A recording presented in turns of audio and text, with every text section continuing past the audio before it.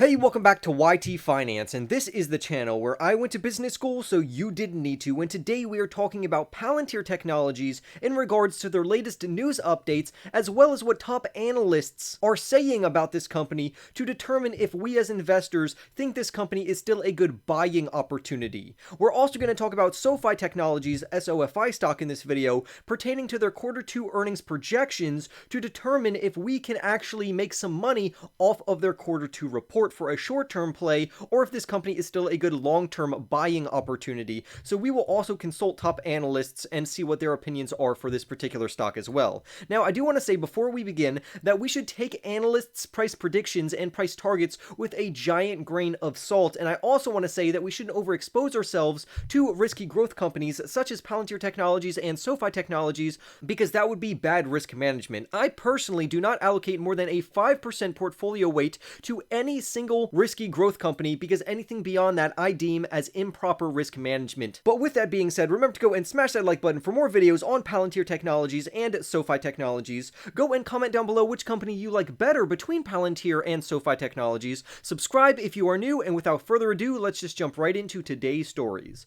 Right now, the PLTR stock is trading at around $10 per share, which is absolutely phenomenal, because this price comes on the heels of a very good news update where the US Army Research Lab extends their artificial intelligence and machine learning contract with Palantir Technologies, which is worth $99.9 million over the next 2 years, which is absolutely fantastic. If you didn't know, Palantir Technologies is a big data and analytics company that serves both commercial clients as well as government enterprises. And the reason why these institutions and organizations decide to use Palantir Technologies is because Palantir can take large data sets and actually interpret this data so the leaders of these organizations or institutions can make proper data-driven decisions. We are also very bullish on Palantir right now because they recently announced an expansion with the US Army Research Laboratory to actually implement data and artificial intelligence and machine learning capabilities through Palantir Technologies software. So basically, they have obtained a contract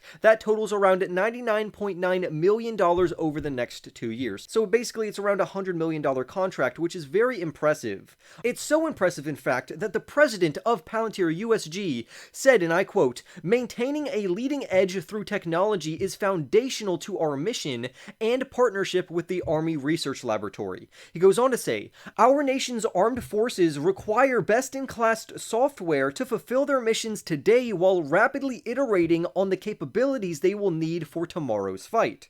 We are honored to support this critical work by teaming up to deliver the most advanced operational AI capabilities available with dozens of commercial and public sector partners," end quote. So this is absolutely fantastic, and I really like how the president of Palantir USG actually had to say something about this contract, because I really like how the US Army and the US military in general really trusts Palantir Technologies because of how fantastic their software is, as well as how trustworthy the company is.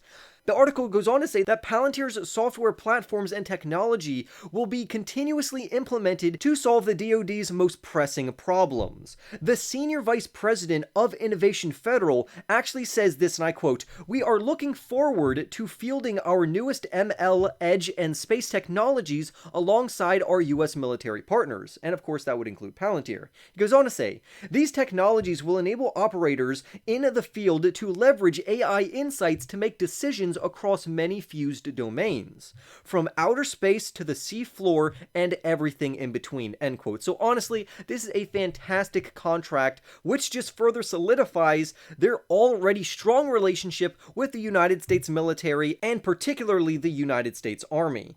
In 2021, Palantir Technologies generated around $1.5 billion worth of revenue. So this contract, which is worth around $50 million per year for the next 2 years, is going to put Palantir on a trajectory to beat what Palantir brought in last year by a substantial margin. And I also like how this contract kind of eases Wall Street's expectations and worries about how Palantir Technologies is really dropping the ball when it comes to their government deals. The reason for this worry is because compared to their commercial segment, their government segment has not been doing as positively. However, I actually like Palantir Technologies' commercial segment better than their government segment, but it is really good to see Palantir continuously continuously landing deals with the United States government. So what do analysts think about this particular company? Well, according to analysts, a particular 5-star analyst says that Palantir Technologies is a strong buying opportunity, so he gives the company a price target of $20 per share. On the other hand, we have a Goldman Sachs analyst who has a neutral rating for the PLTR shares, and he has a price target or price prediction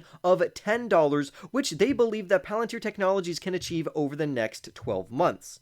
Now, moving right along, other analysts actually tend to disagree with both of these analysts in some way. For instance, one analyst says that Palantir Technologies is perfectly positioned to benefit from any chaos throughout the entire world, and as the economy gets worse and as geopolitical tensions increase, Palantir Technologies can act as a stock portfolio stabilizer, because this is going to play into the hands of Palantir Technologies, because that's when their customers are the most reliant on them. However, the analyst does mention that it could also go the other way, where next-generation software companies such as Palantir Technologies could suffer in the current stock market environment and the current economic environment, because investors are actually prioritizing other stocks and companies right now besides growth and technology firms. And for this reason, the analyst says that he doesn't anticipate to see a reversal of this trend anytime soon, which means that Palantir's current growth trajectory is unsustainable in his view, considering the current stock market environment.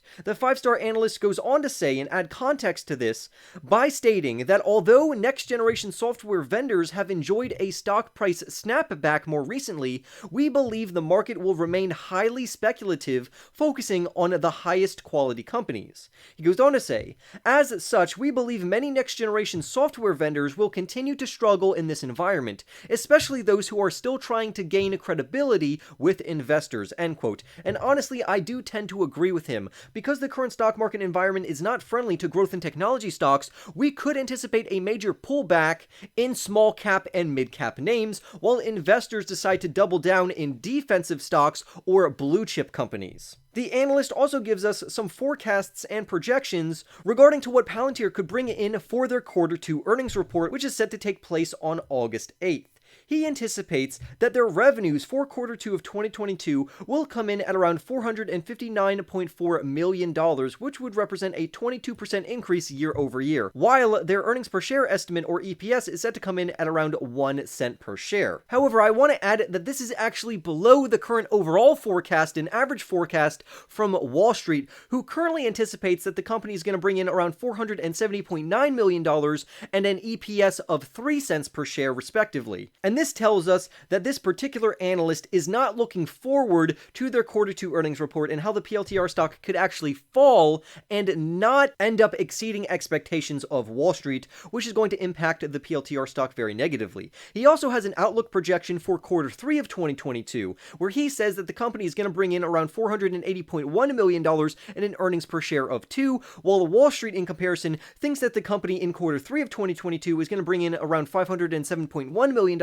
and an earnings per share of 5 cents. Due to the analyst not having positive forecasts for their revenues or earnings per share compared to the Wall Street consensus over Q2 and Q3, he has actually lowered his buy rating for Palantir Technologies down to a neutral rating, and he has actually taken back his $16 price target off the table, to where now he does not give a current price target. So we have some 5-star analysts who say that the company is a buy rating and it's worth $20 per share, and then we have other 5-star analysts that are actually taking back their price targets, and they rate the company as a hold for now, only due to the current stock market environment. Now, if you're like me, I invest into companies not based off of the current stock market environment, but rather based off of company fundamentals, so I would tend to agree with the other 5-star analyst that is honing in on that Palantir Technologies as a company is not changing, and that they are very solid, but the current stock market environment is changing, and although it's going to be rough for the year of 2022, they believe that 2024 onward could be very positive. Also, speaking about Q2 earnings reports,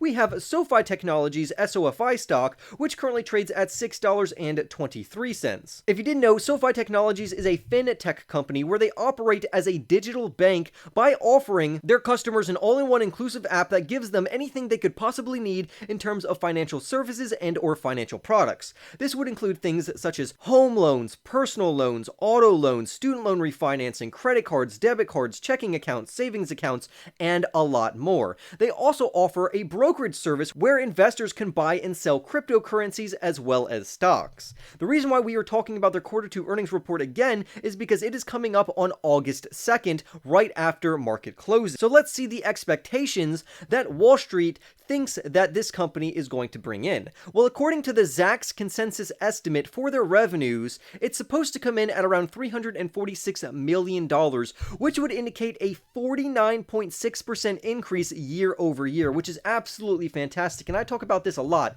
If you can find a company that is scaling their revenues from now to the next 5 years of over a 30% CAGR or even a 30% CAGR, that indicates that this company is rapidly expanding, and clearly SoFi Technologies is beating that particular estimate by bringing in almost a 50% increase. I also want to mention that we have seen strength in all three of their business segments, including their lending business, their financial services business, and their technology platform business. And because of this, Zacks also gives us a consensus estimate in regards to their earnings per share, or EPS, which is set to come in at a loss of 12 cents per share. And this is still an improvement from what the company brought in the first quarter of 2022, which was a loss of 14 cents per share. So clearly they are improving in that regard as well. However, overall, Zacks says that this company is a hold right now because they have their own proprietary metric rating system from a scale of 1 to 5, with 1 being a strong buy and 5 being a strong sell. So that means that 3 comes in as a hold rating until the stock market environment changes to where the company is going to massively benefit. And 2 benefits that we want to look forward to is, I think the student loan moratorium is going to be pushed until the first half of 2023, so we have an amazing catalyst that could take place in the beginning of 2023, and at the end of 2024, this company is set to become profitable. So those are 2 major catalysts that are going to take place in 2023 and 2024, and for the remainder of 2022, like we said earlier, we've seen strong business growth in their various segments, which would include their lending segment, their financial segment, and their services and technology platform. But what do analysts think about this particular company? Well, according to Piper Sandler, they have a $10 price target based off of their current research. And just like Piper Sandler, the Morgan Stanley analysts actually have a $10 price prediction for this company as well. However, on the other hand, other analysts actually anticipate that the future projection for SoFi Technologies SOFI stock is more accurately valued at a future 12-month price target of $13 per share, which means that investors, if you would decide to invest into the company right now, could double your money. So for more videos like this one, remember to go and smash that like button right now, comment your thoughts down below, subscribe if you are new, and I will see you in the next YT video.